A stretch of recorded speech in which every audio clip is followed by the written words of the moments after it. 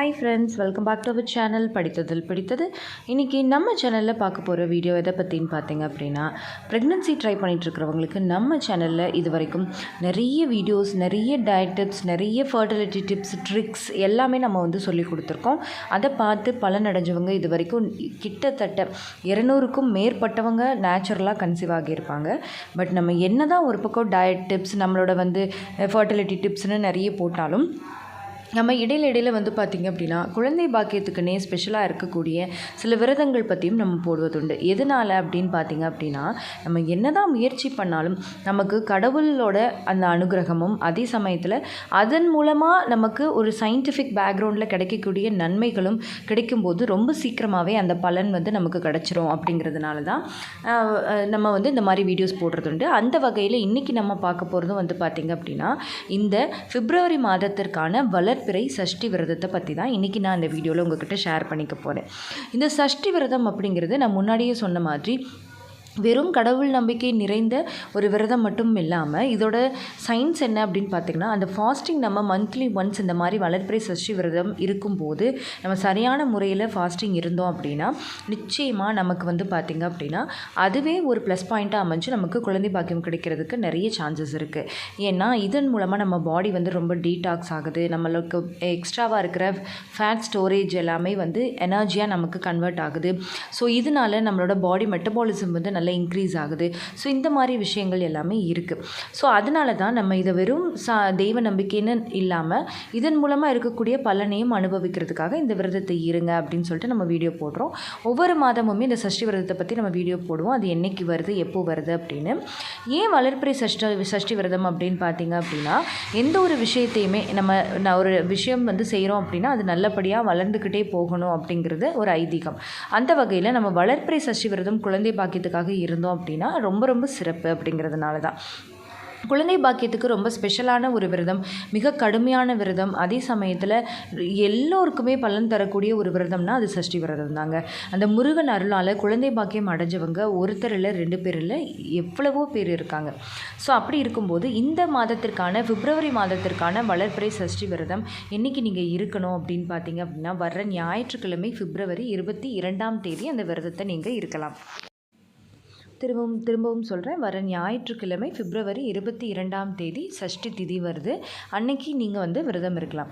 இதுக்கு நீங்கள் முதல் நாளே வீடெல்லாமே நல்லா க்ளீன் பண்ணி போட்டு தொடச்சி பெட்ஷீட் எல்லாமே அலசிட்டு கணவன் மனைவி ஒன்று சேராமல் முதல் நாள் சனிக்கிழமை 21ஆம் தேதியிலேருந்தே பார்த்திங்க அப்படின்னா நான்வெஜ் எதுவுமே சாப்பிடாமல் நீங்கள் ரெடியாக இருக்கணும். அடுத்த நாள் 22ஆம் தேதி காலையில் 6 மணிக்கு சூரியன் உதயம் ஆகிறதுக்கு முன்னாடி விரதத்தை நீங்கள் ஸ்டார்ட் பண்ணிவிட்டு சூரியன் உதயமான பிறகு ஈவினிங் 6 மணிக்கு நீங்கள் விரதத்தை முடிச்சுக்கலாம். மாலை 6 டு ஈவினிங் 6 மணி வரைக்கும் இந்த சஷ்டி விரதத்தை நீங்கள் இருந்துக்கலாம். அன்றைக்கி ஃபுல் டேவும் பார்த்தீங்க அப்படின்னா நீங்கள் முருகன் சிந்தனையோட முருகன் பாடல்களை முருகன் மந்திரங்களை ஸ்லோகங்களை சொல்லிக்கிட்டு முருகனை நினச்சி எனக்கு குழந்தை பாக்கியத்தை கொடு முருகா அப்படின்னு நீங்கள் கேட்டிங்க அப்படின்னா நிச்சயமாக இந்த முருகனோட அருளால் உங்களுக்கு குழந்தை பாக்கியம் கிடைச்சிரும். இதுக்கு விரத முறைகள் அப்படின்னு பார்த்தோம் அப்படின்னா, நான் சொன்ன மாதிரி காலையில் 6 மணிக்கு முன்னாடியே எழுந்து தலைக்கு குளிச்சுட்டு பூஜை அறையை பூக்களால் அலங்கரிச்சுட்டு ஷட்கோண கோலம் போட்டுட்டு அதில் சரவண பவ அப்படின்னு எழுதிட்டு 6 நெய் தீபங்கள் ஏற்றி வெற்றிலை பாக்கு வச்சு நெய்வேத்தியத்துக்கு 2 வாழைப்பழமோ இல்லை 1 கிளாஸ் பால் இப்படி எது வேணாலும் நீங்கள் வச்சுக்கலாம். ஸ்பெஷலாக பண்ணணும் அப்படிங்கிறது கிடையாது. இல்லை என்னால் பண்ண முடியும்னாலும் நீங்கள் ஒரு சர்க்கரை பொங்கல் இல்லை ஏதாவது கேசரி, புளியோதரை, லெமன் சாதம், தக்காளி சாதம்னு நீங்கள் எது வேணாலும் நீங்கள் வச்சு பால் பாயசம்னு எது வேணாலும் வச்சு நீங்கள் இல்லைன்னா முருகனுக்கு பிடிச்ச திணை மாவு, தேன் இதுவும் வச்சு நீங்கள் கும்பிட்டிங்கன்னா இன்னுமே ரொம்ப ரொம்ப விசேஷமாக இருக்கும். அந்த மாதிரி காலையில் நீங்கள் பூஜை பண்ணி விரதத்தை ஆரம்பிச்சுட்டு கந்த சஷ்டி கவசம், கந்தகுரு கவசம், அப்புறமா திருப்புகழில் குழந்தை பாக்கியத்திற்குனே இருக்கக்கூடிய பாடல் இது எல்லாத்தையுமே பாடி முருகன் மந்திரம் ஓம் சரவண பவ அப்படின்னு சொல்லிட்டு நீங்கள் பூஜையை ஆரம்பிச்சிடலாம். இந்த விரத முறை அப்படின்னு பார்த்தோம் அப்படின்னா இதில் நிறைய விரத முறைகள் இருக்குது. ஃபஸ்ட்டு பட்டினி விரதம், ஃபுல் டேவும் எதுவுமே சாப்பிடாமல் தண்ணீர் கூட குடிக்காமல் விரதம் இருக்கிறது. அப்புறம் தண்ணீர் மட்டுமே குடிச்சிட்டு விரதம் இருக்கிறது. அதுக்கப்புறம் பார்த்திங்க அப்படின்னா மிக கடுமையான விரதம் மிளகு விரதம் அப்படின்னு சொல்லுவாங்க. அதாவது 3 வேளையுமே 1 மிளகு இல்லைன்னா மொத்தமாக 6 மிளகு சாப்பிடுவாங்க. அந்த மாதிரி சாப்பிட்டுட்டு நீங்கள் மிளகு விரதம் இருந்துக்கலாம். தண்ணி மட்டும் குடிச்சிக்கலாம் நிறையா. அதுக்கப்புறமா வந்து பார்த்திங்க அப்படின்னா துளசி விரதம், அதாவது துளசி தீர்த்தத்தை மட்டுமே குடிச்சிட்டு இருக்கக்கூடிய துளசி விரதம். அதுக்கப்புறம் இளநீர் விரதம், இளநீர் மட்டுமே குடிச்சிட்டு விரதம் இருக்கிறது, 3 நேரமும் ஒரு இளநீர் மட்டும் குடிச்சிக்கிறது அந்த மாதிரி.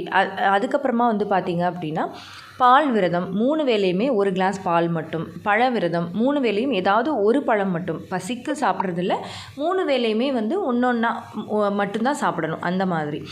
அதுக்கப்புறமா வந்து பார்த்திங்கன்னா பால் பழ விரதம், ஒரு கிளாஸ் பால் ஒரு பழம் அப்படின்னு நீங்கள் சாப்பிட்டுக்கலாம். அது எந்த பழமாக வேணாலும் இருந்துக்கலாம். பட் பெரும்பாலும் எனர்ஜிக்கு நம்ம வந்து வாழைப்பழம் எடுக்கிறது நல்லது, நல்ல ஒரு எனர்ஜி கிடைக்கும் அப்படிங்கிறதுக்காக. ஸோ அந்த மாதிரியும் விரதம் இருந்துக்கலாம். இல்லை இந்த மாதிரி விரதங்கள் எதுவுமே என்னால் இருக்க முடியாது அப்படிங்கிறவங்க நீங்கள் வந்து என்ன பண்ணலாம் அப்படின்னா ஒரு வேளை மட்டும் காலையில் சாப்பிடாமல் இருந்துட்டு ஒரு பொழுது இருக்கிறது அப்படின்னு சொல்லுவாங்க. மதியம் வந்து நல்லா இந்த தலவாழை இலை போட்டு சாமிக்கு படையல் படைச்சு நீங்கள் வந்து விரதத்தை முடிச்சுக்கலாம். அப்படியும் இல்லை அப்படின்னா 3 வேளையுமே தயிர் சாதம் மட்டும், 3 வேளையுமே இட்லி இடியாப்பம் அந்த மாதிரி டிஃபன் ஐட்டம்ஸ் மட்டும் அப்படியும் சாப்பிட்டுட்டு நீங்கள் விரதம் இருக்க முடியும். ஈவினிங் 6 மணிக்கு வந்து பார்த்திங்க அப்படின்னா நீங்கள் வீட்டில் திரும்பவும் விளக்கேற்றிட்டு பக்கத்தில் இருக்கிற முருகன் கோயிலுக்கு போய் நெய் தீபம் போட்டு நல்லா சாமி கும்பிட்டுட்டு வந்து வீட்டில் திருப்பியும் விளக்கேற்றி நெய்வேத்தியம் பண்ணி புது வெத்தலை பாக்கு வச்சு விரதத்தை முடிச்சுக்கலாம். முடிச்சுட்டு நைட்டு டிஃபன் வந்து நீங்கள் என்ன வேணாலும் நீங்கள் சாப்பிட்டுக்கலாம். அதாவது இட்லி தோசை அந்த மாதிரி சாப்பிட்டுக்கலாம், நான்வெஜ் எதுவும் சாப்பிடக்கூடாது. ஸோ இந்த மாதிரி நீங்கள் வந்து விரதத்தை முடிச்சுக்கலாம். முருகனை நம்பி மனமுருகி எனக்கு குழந்தை பாக்கியத்தை கொடு முருகான்னு முழு நம்பிக்கையோட இந்த சஷ்டி விரதம் இருந்து குழந்தை பாக்கியம் அடைஞ்சவங்க நிறைய பேர். ஸோ நீங்களும் கண்டிப்பாக ட்ரை பண்ணி பாருங்கள். இந்த வீடியோ உங்களுக்கு யூஸ்ஃபுல்லாக இருந்திருந்தால் மறக்காமல் லைக் பண்ணி கமெண்ட் பண்ணுங்கள். நம்ம படித்தது சேனல் இது வரைக்கும் இன்னும் சப்ஸ்கிரைப் பண்ணாமல் தான் பார்த்துட்ருக்கீங்க அப்படின்னா மறக்காமல் சப்ஸ்கிரைப் பண்ணிக்கோங்க. இதில் நிறைய ஃபர்டிலிட்டி ரிலேட்டடான வீடியோஸ், நிறைய டவுட்ஸ், நிறைய டிப்ஸ் இது எல்லாமே இருக்குது. இதை பார்த்து ஃபாலோ பண்ணி கன்சீவ் ஆனவங்க நிறைய பேர் இருக்காங்க. ஓகே ஃப்ரெண்ட்ஸ், பாய், தேங்க்யூ.